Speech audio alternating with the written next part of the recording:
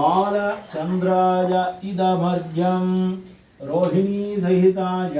बालकृष्णाय इदमर्घ्यं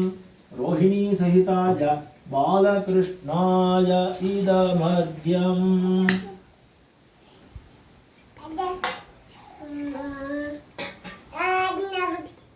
जातः कंसवधार्ताय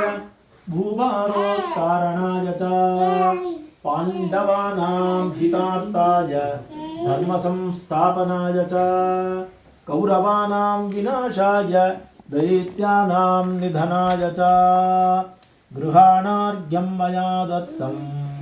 देवक्या सहितः प्रभो देवकी सहिताय बालकृष्णाय इदमर्घ्यं देवकी सहिताय बालकृष्णाय इदमर्घ्यं देवकी सहिताय बालकृष्णाय इदमर्घ्यम्